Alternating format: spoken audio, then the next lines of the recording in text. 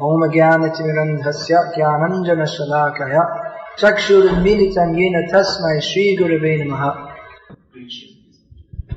He wrote about Varnashram. And towards the later years of Prabhupada's time with us, he elaborated more on that. And it's reported that he said that 50% of my work is not done for not having, I still have to show Varnashram.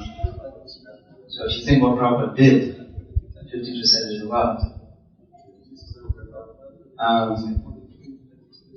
Prabhupada was pushing a lot that people should live on the land, devotees should live on the land, live simply, produce their own food, and chant Hare Krishna. This is very revolutionary. That it means a rejection of the modern society, that we live in communities among ourselves, devotees. We hardly associate. If we live on farms together, we don't associate with non-devotees, we associate only with devotees. By producing our own necessities, minimal necessities, then we don't have to live in the city, get a job or do like this, which forces us to associate with non-devotees. And as Prabhupada said, modern leaders will force you to work like hogs and dogs and asses. You just simply have to work. And we have to live according to the standards of the Kami society. We have to associate with non-devotees. Naturally, there's not enough time to start, and there won't be inclination for it to that association either. So Prabhupada, it's not that he didn't talk about social development, but he gave a revolutionary idea. Just like one time, I'll just give an example. Many times Prabhupada spoke about the cat, dog, hog society. So one time some reporter came into Prabhupada's room and said, Swamiji, your disciples, don't you think they look very strange the way they're dressed? Prabhupada looked at him and said, my disciples are like diamonds in your filthy society. The man walked out. So Prabhupada was disgusted with this society. I mean, even though India today is degraded, when you come from India to the West, and you see, just like, you see women walking around with their legs showing and their breasts sticking out, and it's just so uncultured and low class. But this is the normal way, I mean, it's just one example of normal society in the modern world. So Prabhupada wanted that we produce our own. How this is so revolutionary? It means that we reject your society. We don't want to live in your society. And it's very revolutionary that Prabhupada said we produce all that we need, self-sufficiency. We don't even need money. Once you use money, then you are trapped in their society. And you have to earn it, and then you have to spend it, and the whole idea is to make modern education is to make people workers and consumers. Work, buy, all things that you don't need. People are trapped in this, and the minimum necessities of life are food, clothing, shelter, and sex. These are the basic necessities of the body. And sex is also not 100% essential, but most people feel some need for it. So that can all be got very simply, but now you need food, clothing, shelter, lots of clothing, all different varieties of food from all over the world. It's not just enough to have a simple house, you have to have a fancy house with TV, car, washing machine, electricity which you have to pay for, so you have to work for it. So many things, just like the other day someone was in Vienna, someone was saying, this is brought some bottled water and said, it's not bottled water, it's normal water. I said, what do you mean normal water? The one that comes from the pipe. And I said, just see, this is modern civilization. We think that normal water comes from a pipe. Normal water doesn't come from a pipe, it comes from the earth. But we think it's normal that it comes from a pipe. So these are necessities. Food, clothing, shelter, and sex. And sex with one partner throughout life, that's also not enough in the modern life. So we have so many necessities which we have to work for, and we get in so much anxiety. So Prabhupada's revolutionary plan was to go to the land, but we have more or less given up on that. We think, well, it's not possible, it's too austere. Too austere, yeah, maybe a little austere, you have to go out in the winter and chop the wood and all this and that, but in modern life it's also austere. You have to, most people are working they're working in jobs that they don't like to do. They're working for people that they don't like.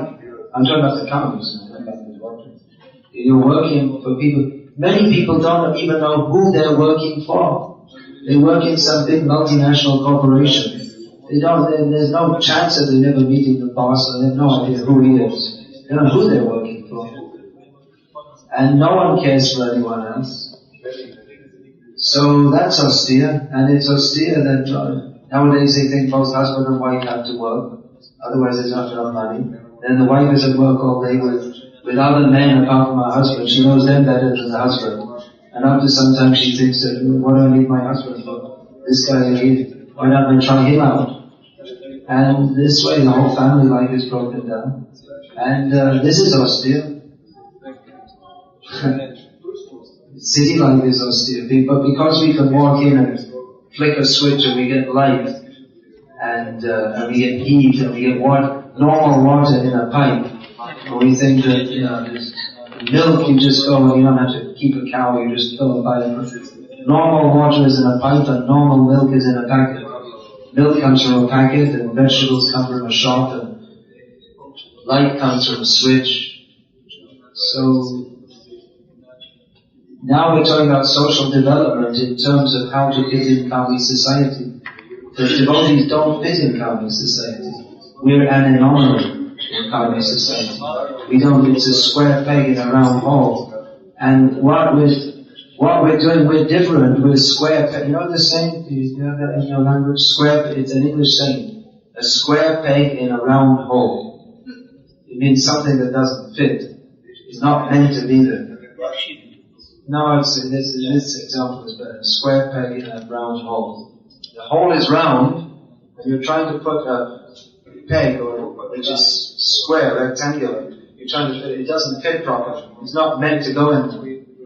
So in the same way, we're trying to fit devotees into Kami society. They don't fit. So the only way we can fit is to become like Karmis, and then we lose our Krishna consciousness. Prabhupada could see this. Therefore, he gave already the commentary for social development. But we don't want to do that, so we have another idea. And it's always a big problem because it doesn't work. Because square pegs don't fit in round holes. We're trying to do something which is not at the very beginning, it's not a very possible proposition that we can be Krishna conscious living among people who are not Krishna conscious. It's the first symptom of a devotee. Asat sangatya e vaishnavacha. So devotees can live in the cities to preach. If we're attacking Maya, then we can remain strong. But if we're taking shelter of Maya, then how can we take shelter of Krishna? So Prabhupada already gave the idea of social development. It's just that we don't want to accept it. We have another idea. We think that Prabhupada would preach differently. Now Prabhupada told us what to do already, and we're trying to avoid that and saying, well, Prabhupada would have told us to do this. He already told us what to do. That's my question. Social development. Yeah, you want to say something? Just to add to that, social development, becoming part of Kami society, and Kami society in the modern world is extremely degraded. So we're importing all these things, and we're trying to make it Krishna conscious and justified in Prabhupada's name. Divorce, women's liberation, and now homosexuality. Some of our big leaders are proposing that we should have homosexual communities within our movement. Yes, we're trying to become part of the modern world and live according to their standards. And trying to justify that actually in Vedic culture homosexuality is considered auspicious. a joke? One of our GPCs is preaching. Homosexual suspicious. So, this is what comes when we compromise. Prabhupada's instructions are perfect. And if we follow them, then we will be perfect. And if we don't follow them, then we'll either ascribe imperfection to Srila Prabhupada, or we'll adjust we'll think we're more perfect than Prabhupada, and we'll come up with a more perfect formula and say, so-called more perfect formula, and say that this is actually what Prabhupada would have preached nowadays. He already gave us everything. Please, I'd like to speak. Want the mic? That some people they say we should work in practice this because then we get rent old age. Then we get what? We get then you get a pension, yeah? If you're a good karmi all your life, you'll get a pension. They'll look after you all the way to the grave and then beyond. That's looked after by Yamaraj.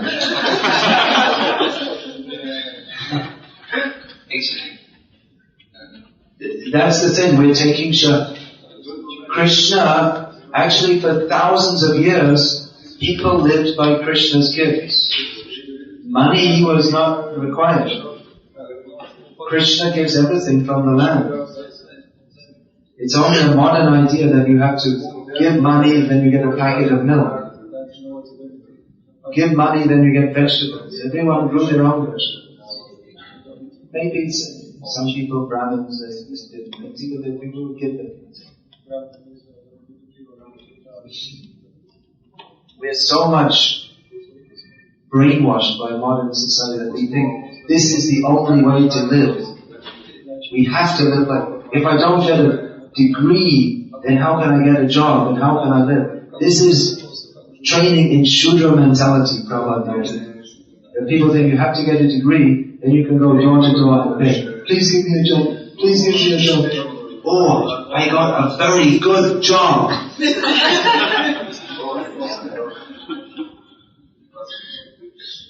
Prabhupada said it's just the society of Shudras. Prabhupada is trying to elevate us to the platform of Brahmins. But now we're saying, better that we all become Shudras. And then what kind of philosophy can we expect from Shudras? Prabhupada would have spoken something else. Prabhupada never wanted us to become Shudras. He wanted us to become the leaders of society, to give a new spiritual direction, not to become part of this cat dog, bottomless, topless society. Prabhupada just criticized. All the sophisticated men with their suits and ties, they're all going to the topless, bottomless bars. Prabhupada said, these are respectable people. Prabhupada never wanted us to become part of this. And we want social development.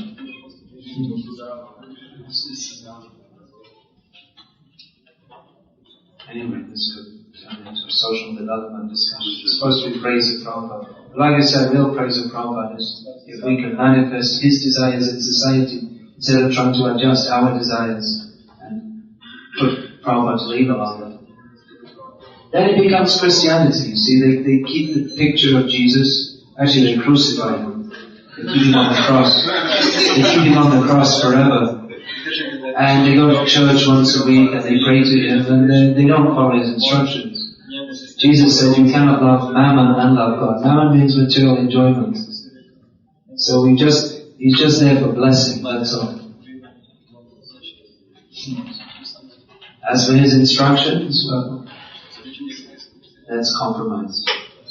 Jesus was, he was a pretty fanatical kind of person. And if you want to, what people nowadays would call fanatical, he was just walking along and he saw some fishermen and they were, they had their families and everything. He said, hey, drop your nets, come and join me on the spot. They just gave up their families and came and joined him. So, that's the way preachers preach. I've got something more important for you. and making you fishers of men. You have to catch men and put them in the net. That was his preaching. Jesus also said, so many things, I have not come to join son to father and father to son, but to turn them against each other. It didn't get edited out of the Bible, lots of things did. That didn't. But you don't hear that being preached very much. So let's not make this compromise. Now the churches, they're having gay priests and gay marriages.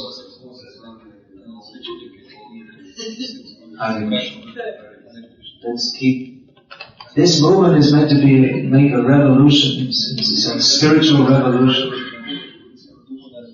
Not that we just go back to the kami life.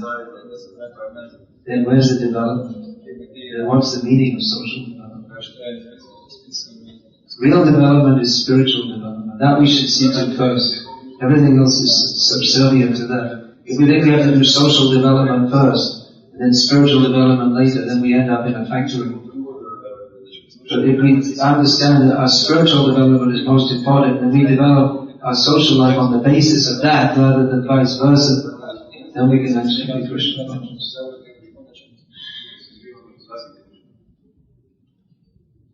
Hare Krishna.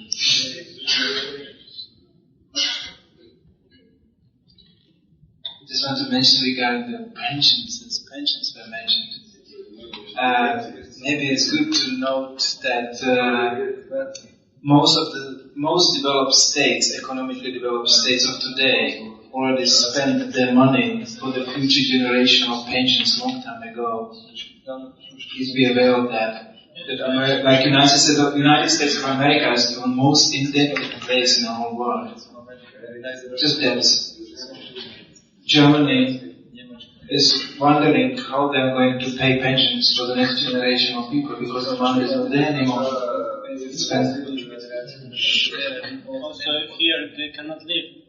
So if somebody comes with a pension, I'm now staying in Czech Republic. Yeah, that's another point. The pension in most countries is not allowed to live anyway. It's just like they give it to you at the 20 years ago rate, and then you get nothing. It's all what's happening. Even it's the same pension they promised you 30, 40 years ago. By the time it coming, the inflation chewed it up to such a degree you can buy yourself 2 packs of milk and 1 piece of bread, and etc.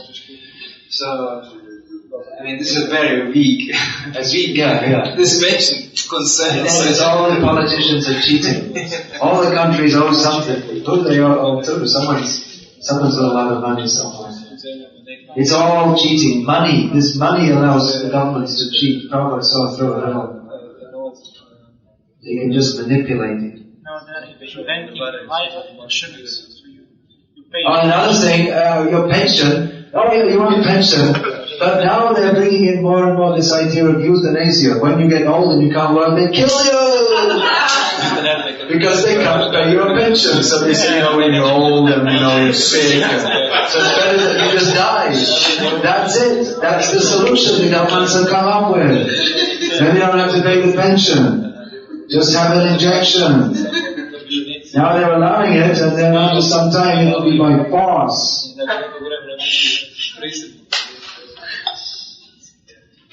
Now it's legal, and in Holland at least, and more and more they're promoting it. Actually, it's a very good thing. Just see how demonic. And actually, old people are useless. In modern life, old people are useless because they can't work and they can't contribute to your sense gratification. And there's nothing, what's the point? So you might as well kill them because the whole society is only meant for sense gratification. Previously, in spiritually oriented societies, old people from birth, they were imbibing spiritual knowledge. So by the time they're old, they were full of spiritual knowledge, and they could help the younger generations come up spiritually and be respected for that. But in the modern age, sense gratification is the only goal of life, and old people are just a burden. You have to look after them, and that impedes your sense gratification. And it costs money, and that impedes your sense gratification. and you can't enjoy with them, they have nothing to enjoy, so why should they live? They've got nothing to add to society. They're just a burden on society, because society's only goal is sense gratification. So kill them. Makes sense. It's logical. That's it. Enjoy your pension.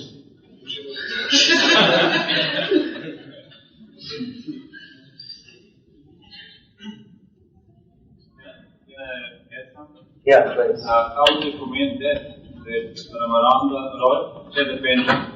Ramananda Rai had a pension. Which got from the king. He got from the king, yes, because the king was so pleased that he gave up his responsible job in his service, because he's just going to spend all his time with Chaitanya Mahaprabhu, discussing spiritual topics. But he was a family man, so the king said, yes, you take, to support your family, you take this. He voluntarily gave it. And that is in Vedic culture, Brahmanas, they're supported by society voluntarily. The king voluntarily gave it. It wasn't that he had a whole pension scheme. Brahmanas are supported, they live a simple life, and they're supported by society, who people voluntarily give because they appreciate that the Brahmanas are giving us such valuable things, wonderful spiritual knowledge and material knowledge also. So they appreciated it and they gave it. And all people will be supported. What to speak of old people, even old animals should be supported. Because they worked all their life, but now they kill the animals, because the cows and bulls are just an economic object. So this whole society is very, very simple. Why devotees want to take part in it when they think it's too difficult to live on the land? Most people in this country still live on the land.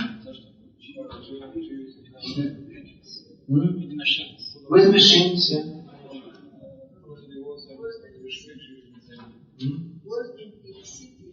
Worse than in the city? Yeah, I mean they're not enlightened. Simply living on the land doesn't mean that you're enlightened. It's simple living and high thinking, not simple living and low thinking. There's no value to living on the land and living with the consciousness of the pigs on the land. The point is to be Krishna conscious. But I'm making the point that the devotees think it's too difficult to live on the land, but so many people are doing so. That's the point I'm making. I'm not saying you're all self-realized because they're living on the land.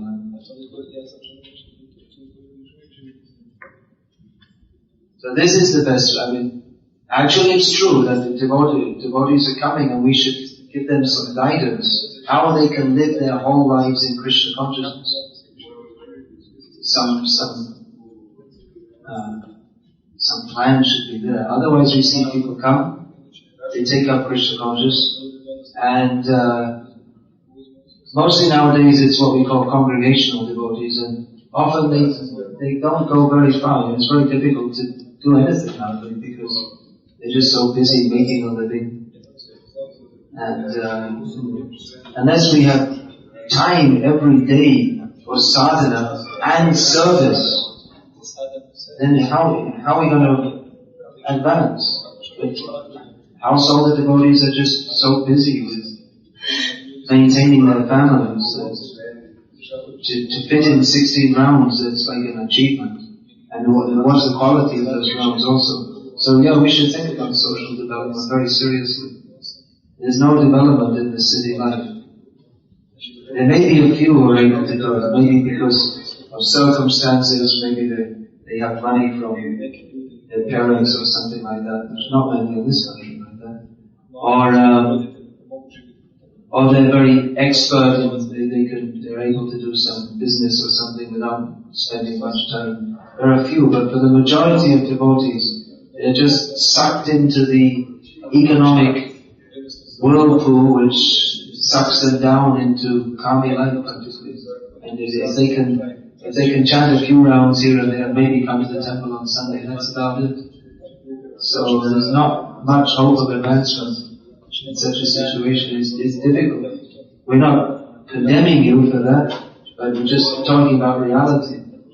So wouldn't it be better even to accept the austerity of living? And actually after some time you get to like it because it's actually a very pleasant way of life, and instead of living in the thing is, we're just addicted to city life. It's like we get the adrenaline. It's like drug addicts.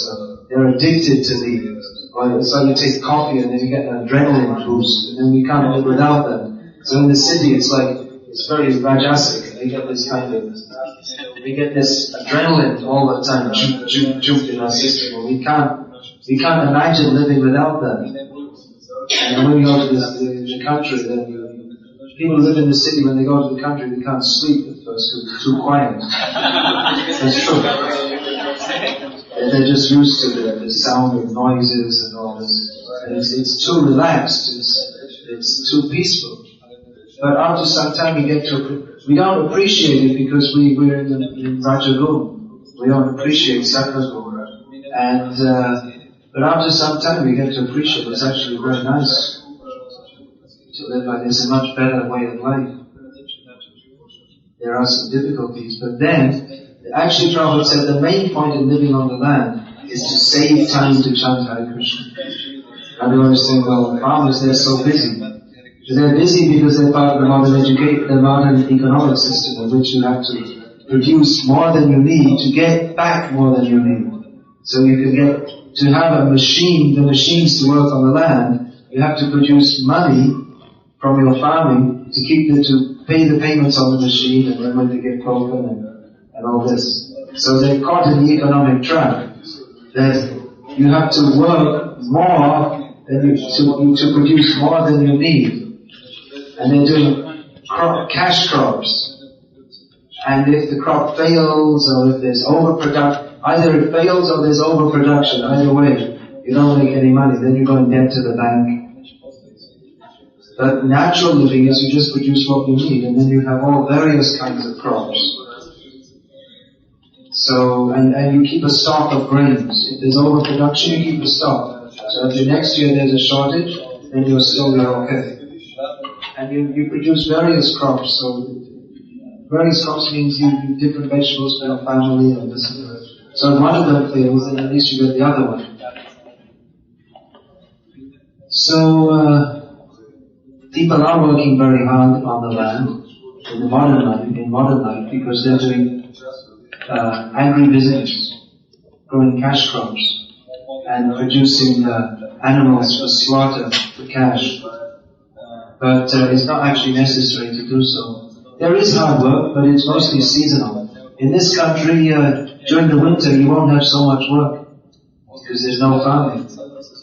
Another thing is living on the land is that not everyone's a farmer.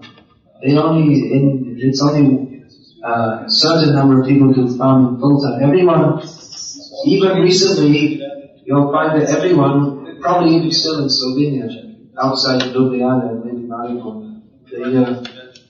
even if they're a teacher or doctor, whatever, they grow some food for themselves also. It's still like that, probably. Whatever you're doing, you still have some land and you grow something.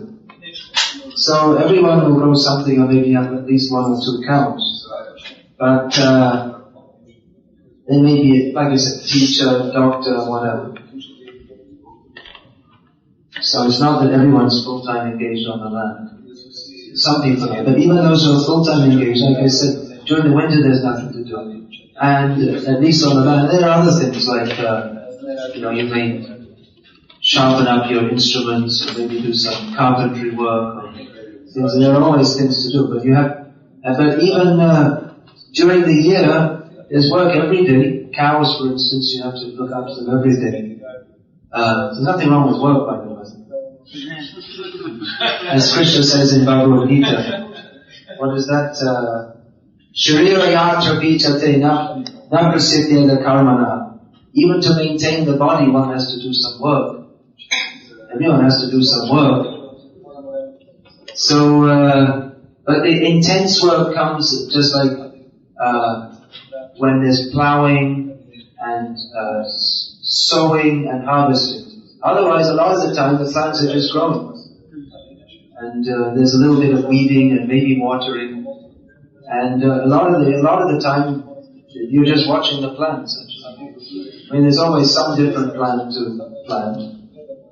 But it doesn't have to be intense work all the time. And then you say, another thing is, save time means if you don't use electricity, then we're living in darkness a lot of the time. And in darkness you can't do much work, but you can chant Hare Krishna. So you get at least 50% of the year. Of course, some of the time is spent sleeping also. But we get time. In modern life, we think we have to work morning to night and through the night because electricity gives that facility. But if we don't have electricity, then automatically the work comes to end at sunset. Then you chant Hare Krishna.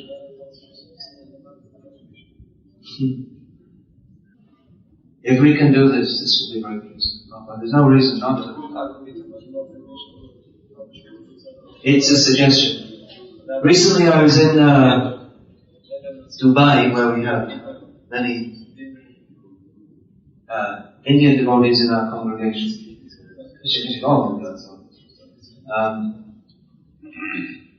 So I opened up the lecture by saying that Srila Prabhupada gave us a program where morning and evening we come together, and if you add it up, it comes to at least 6.5 hours of sadhana every day.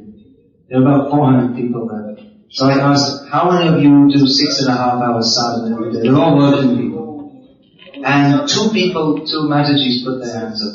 That was 2 more than I expected. But they're staying at home, so maybe they have some time. Then I asked, how many of you would like to do 6.5 hours sadhana? And all the hands went up. Then I made the point that in modern life, it's set up so you can't do it. What is our real necessity? Our real necessity, food, clothing, shelter, that's automatically provided. It's not that we should be in so much anxiety for food, clothing and shelter. It's given by God. We're in total anxiety how to get these things. We need to get some money, how to get some money. It's so complex. By the grace of God, everything is there. We make society so complex that we're in total anxiety just to get the basic necessities of living. But our real necessity is to hear and chant about Krishna, but we don't have time to do it. So then I gave what Prabhupada's proposal is. Go to them. I said, I don't think any of you will take this very seriously. But at least you could start to think about it.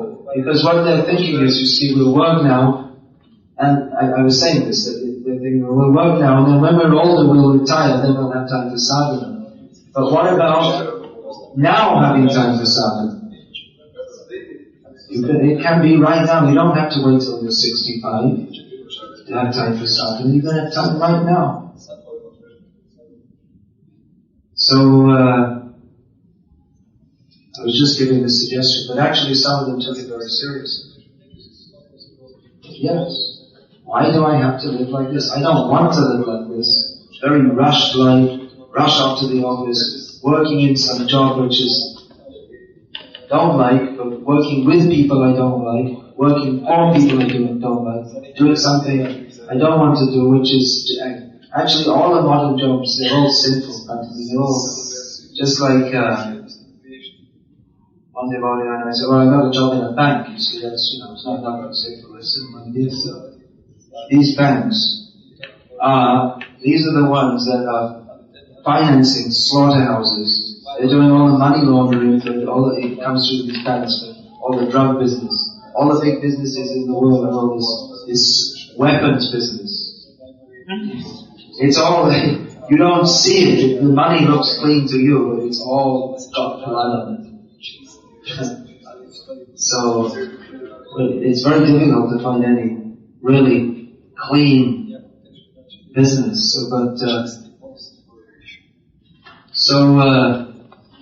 This was Prabhupada's idea. And you can do it right now if you want. This is a great idea for social development.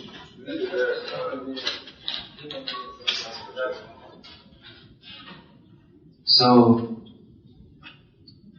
Brahman, Kshatriya or Vaishya means someone, he doesn't depend on someone else. People are always saying, well, ISKCON has to make some social development.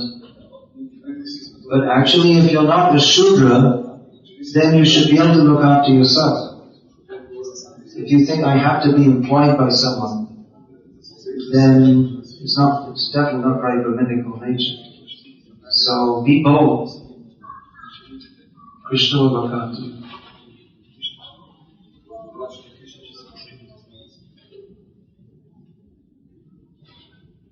Hare Krishna. Say something.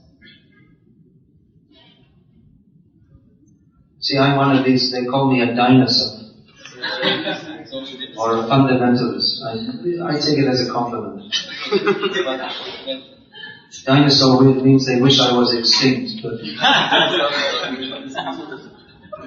fundamentalist is a term which means, in modern language, fundamentalist means someone who's fanatic, but fundamentalist means someone who believes in the fundamentals. So I happen to believe in what Srila Prabhupada said, and that everything he said is perfect.